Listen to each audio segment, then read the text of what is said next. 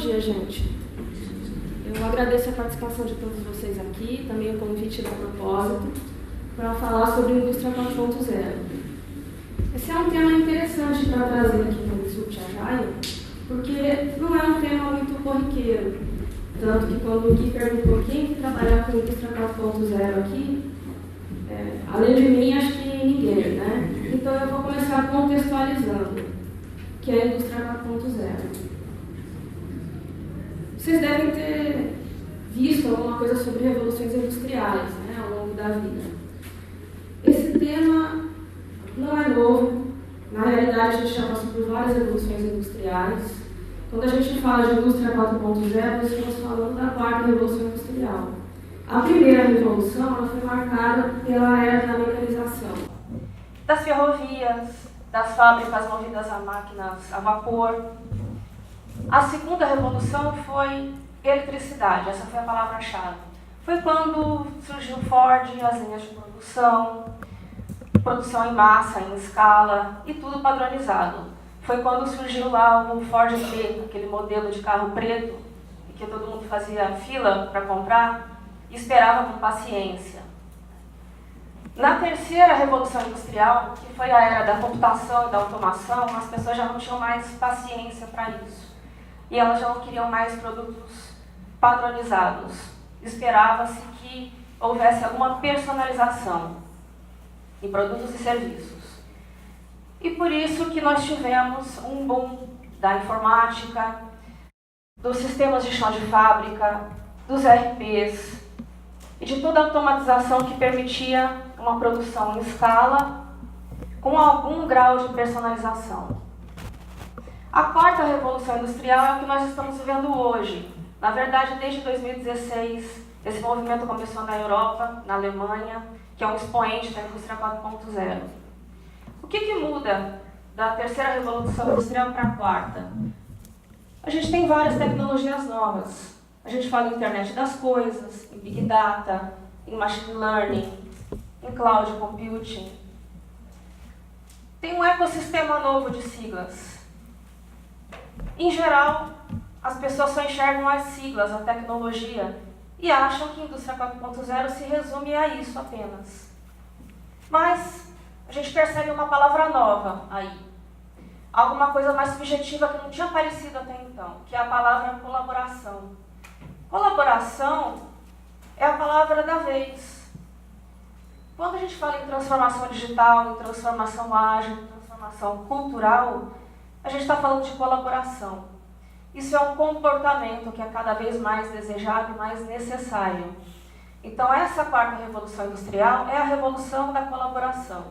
Muito mais do que as novas tecnologias que surgiram, a colaboração é o que vai definir como é que as fábricas vão se tornar mais inteligentes, como é que as organizações que não são indústria também vão evoluir para um cenário mais acelerado, de economia que nós esperamos, todos nós, consumidores. Produtos melhores, produtos personalizados e numa escala rápida. Ninguém tem muita paciência mais de esperar por alguma coisa, né? Então esse é um cenário de incerteza. As organizações em geral, as indústrias incluídas nesse contexto, elas estão num cenário de mudança constante. Essa palavra VUCA é uma palavra que também não é nova, ela surgiu nos Estados Unidos, no exército americano. E depois as corporações incorporaram isso porque define o cenário que a gente está atualmente, de mudança constante, de incerteza, de complexidade e de ambiguidade. A ambiguidade também é uma palavra-chave e que vai definir comportamentos novos. É necessário que as pessoas acostumem-se a trabalhar no ritmo de mudança constante, de incerteza e de ambiguidade. Esse é um cenário natural, por exemplo, para as startups. E é por isso que as startups colaboram entre si, por isso que o ecossistema de startups cresceu bastante, porque foi a forma que elas encontraram de sobreviver, de crescer, de se manter no mercado e de inovar constantemente.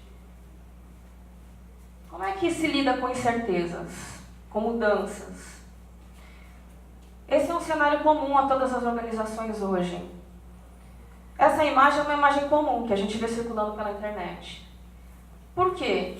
Isso é um ecossistema de empresas que estão se agrupando para conseguir apoio mútuo, colaboração, troca de experiências, pensamento disruptivo.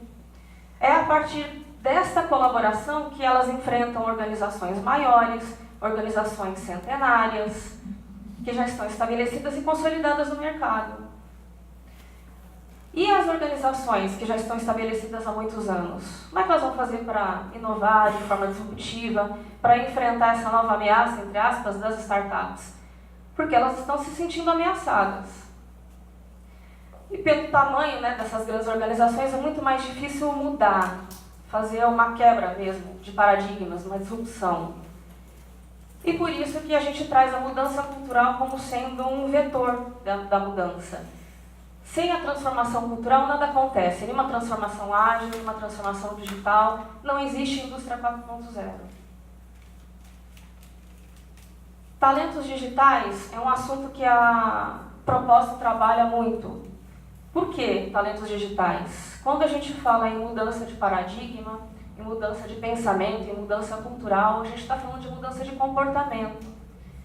Esses são os novos comportamentos que são esperados. Isso é uma pesquisa de 2017 da Capgemini, foi publicada na revista Exame. Foco no cliente, paixão por aprender, colaboração, capacidade de adaptação a mudanças, entre outros soft skills, é o desejo das empresas em relação aos profissionais que elas contratam para que elas possam sobreviver no mercado, para que elas possam competir, que elas consigam inovar. E elas têm isso? Não, a gente percebe um gap claramente, né? A demanda das empresas é muito maior do que aquilo que tem disponível no mercado. Os profissionais que estão no mercado, que estão fora do mercado, não estão conseguindo suprir esse gap. Esses são comportamentos que a gente precisa trabalhar para que a inovação aconteça na indústria 4.0 ou em qualquer outra indústria. O que é a indústria 4.0 afinal? É uma transformação digital, é uma gestão de mudanças, é uma mudança cultural. Desses três pilares principais: pessoas, processos e tecnologia. Pessoas, a gente pode fazer uma analogia com a planta baixa de uma casa. É a mudança estruturante. É o mais importante de qualquer transformação. Os outros pilares, processos e tecnologia, não acontecem sem que pessoas tenham sido trabalhadas primeiro. Tudo aquilo que a gente falou sobre mudança de mindset, talentos digitais, a gente trabalha aqui no pilar de pessoas. Processos é uma mudança natural que vai acontecer se as pessoas já estiverem com uma mentalidade apropriada para isso, para absorver as mudanças processuais. Em processos a gente pode falar de framework ágil, de framework de mudanças, de qualquer método que faça uma melhoria contínua na empresa. Mas antes disso, a gente precisa trabalhar o comportamento das pessoas para que elas se abram às mudanças, em vez de resistir a qualquer tecnologia ou a qualquer framework de mudança. Outras dimensões podem surgir aqui? Podem. Por exemplo, estratégia, experiência de usuário, experiência do cliente. A gente vai ver mais para frente que a experiência do cliente é mais uma dimensão que define como é que as organizações estão trabalhando, centradas no cliente. Muitas vezes a gente pensa que construir um produto digital, oferecer um serviço, significa que eu tenho foco no cliente, mas nem sempre. Se você constrói um produto sem considerar o desejo do cliente, considerando apenas aquilo que você imagina que vai servir no mercado, você não tem o foco no cliente. Sua empresa não é centrada no cliente. E a cultura ágil? Como é que ela se insere nesse contexto da indústria 4.0? Que relação existe? Se a gente está falando de comportamento, de mudança cultural, de transformação de comportamento, a cultura ágil, ela vem alavancar essa mudança. O cerne da cultura ágil não é em ferramenta, e nem nenhum framework, na realidade são essas palavras-chave aqui: respeito, colaboração, abertura, coragem, foco, comprometimento, transparência. Uma empresa que consegue implantar uma mudança desse tipo, introduzindo a cultura ágil, independente de que framework vai ser utilizado, Scrum, XP, qualquer outro, é uma empresa que está preparando a base, a planta baixa, o terreno, para se preparar para qualquer tipo de mudança, inclusive indústria 4.0. Aí a gente tem alguns passos que vão facilitar nessa transição do conservadorismo para uma gestão ágil.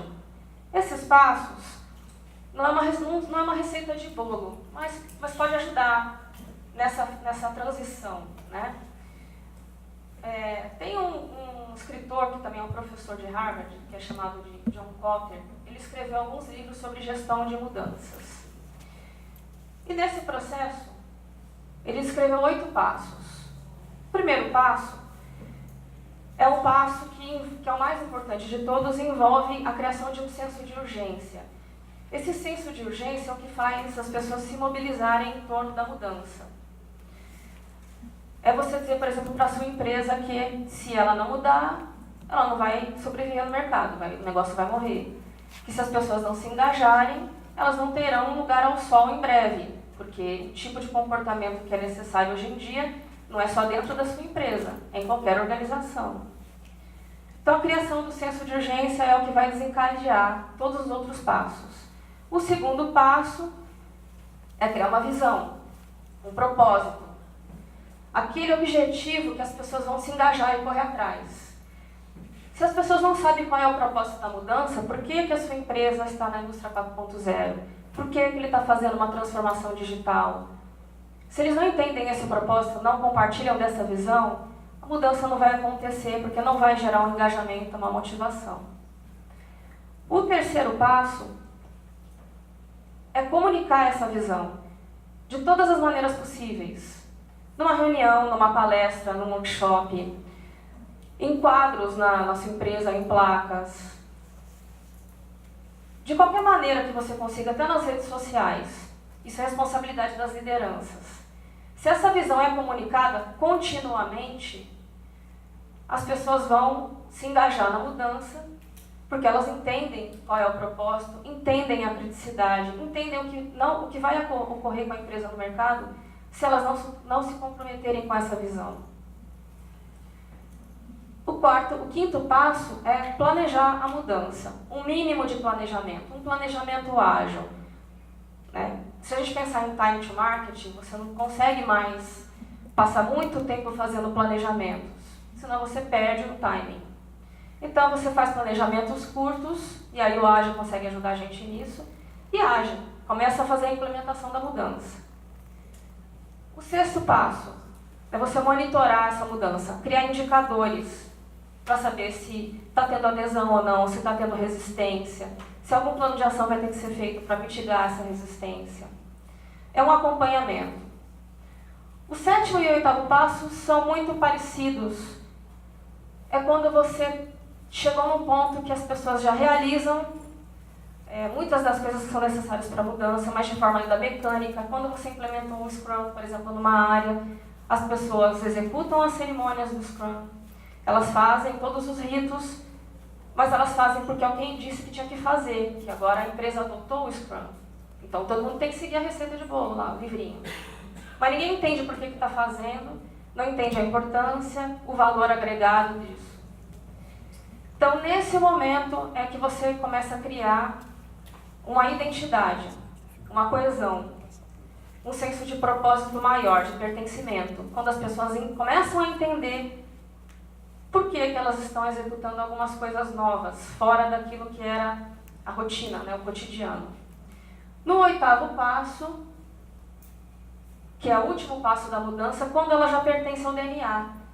Tudo aquilo que as pessoas estão fazendo, um Kaizen, um Scrum, uma nova tecnologia que a empresa implementou, elas entendem o porquê daquilo, elas veem o valor. A mudança já é sustentável, faz parte do DNA da empresa. A empresa não precisa mais se preocupar em controlar, em monitorar, em fazer microgestão e algumas até em punir quem não segue aquela regra. As pessoas que estão ali, elas sabem o porquê daquilo e não é necessário mais nenhum tipo de controle. Isso emerge naturalmente dos times. Bom, então é isso, né, gente? A receita do bolo é essa. É só seguir os 8 passos. Aí você pensa fora da caixa. Quem conseguir identificar que está dentro de uma caixa, né? Nem todo mundo consegue saber. Não é fácil, né, gente? Mudança de paradigma não é fácil, nem para os agentes de mudança. Nós que somos agentes de mudança também temos os nossos bloqueios. A gente também precisa aprender a pensar fora da caixa, quebrar os nossos paradigmas, principalmente quando a gente está num ambiente de escassez, de dificuldade orçamentária, de economia parada, de dificuldade de todos os tipos. Na verdade, ambiente de escassez promove o pensamento criativo e a imaginação. Nas situações mais difíceis é quando esse pensamento floresce. Basta você imaginar, por exemplo, o MasterChef. Alguém já viu aqui? Acho que já, né? Você dá alguns ingredientes lá para a pessoa e diz assim, agora cria um prato aí do MasterChef. Se vira, use a sua imaginação. E sai, não sai? Sempre sai alguma coisa. Imagina que a sua empresa é o MasterChef. Você tem uma série de impedimentos, você tem uma série de restrições de todo tipo. De tempo, de dinheiro, de pessoas, de recursos materiais. E mesmo assim você tem que fazer acontecer. Como é que você vai fazer isso? Vai pensar fora da caixa. É fácil pensar fora da caixa? Não, eu também tenho dificuldade. Por isso que eu faço coaching. Mas é possível, a gente tem que aprender a exercitar isso. Então eu convido vocês a fazerem esse exercício. Eu acho que vale a pena. Eu acho que é necessário. E não vejo outro caminho. Se alguém encontrar outro caminho aí, me avisa. Eu estou aberta a sugestões também. É isso, gente. Quem quiser trocar alguma ideia, quiser tirar alguma dúvida, quiser conhecer melhor a PPI, que é a empresa onde eu trabalho, pode me seguir no LinkedIn, pode seguir a PPI e a gente conversa mais. Tá ok? Obrigada, pessoal.